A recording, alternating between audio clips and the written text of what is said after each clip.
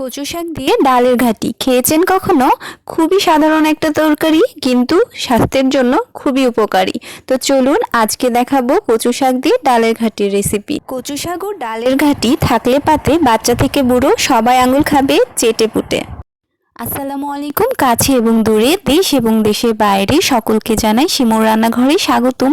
আজকে নিয়ে এসেছি গ্রামীণ একটা খুবই সাধারণ রেসিপি, কিন্তু অনেক বেশি উপকারী।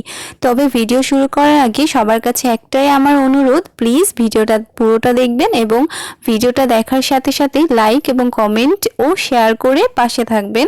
আর যদি আমার চ্যানেল এখনও সাবস্ক্রাইব না করে থাকেন, প্লিজ সাবস্ক্রাইব করে পাশে থাকবেন। আসুন তাহলে রেসিপিটা জেনে নিই। প্রথমেই আমি কচু শাক ডাঁটা ভালোভাবে কেটে ধুয়ে পেঁয়াজ কুচি, রসুন এবং ফালি করা কাঁচামরিচ দিয়ে নিয়েছি।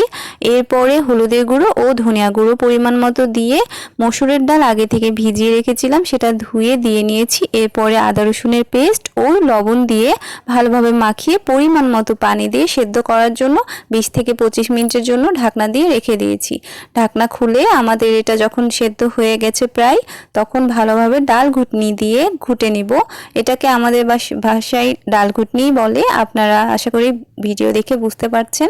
ভালোভাবে সময় নিয়ে ঘোটা হয়ে গেলে এখন আমরা চুলোতে দিয়ে আবারও 5 মিনিটের জন্য রেখে দিলাম চামচ দিয়ে নেড়ে চেড়ে। এখন অন্য একটা পাত্রে তেলে বা বাগার দেওয়ার জন্য তেল নিয়ে নিব। তেল নেওয়ার পরে এখানে আমি 2টা কাঁচামরিচ ভেঙে দিয়ে নিয়েছি। এরপরে আমি 5 ফোড়ন ও জিরা সাথে তেজপাতা দিয়ে ভালোভাবে ভেজে নিব।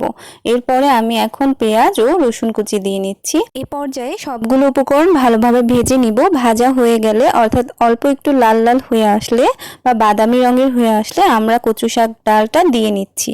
এখন পুরোপুরি কচু শাক ও ডালটা দিয়ে ভালোভাবে নেড়ে চেড়ে আমরা আবারও 5 মিনিটের জন্য ঢাকনা দিয়ে রেখে দেব।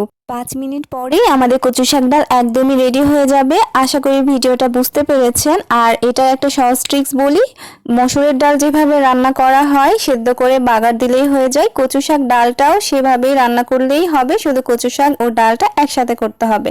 আশা করি আপনাদের রেসিপিটা ভালো লেগেছে। ভালো লাগলে পাশে থাকবেন।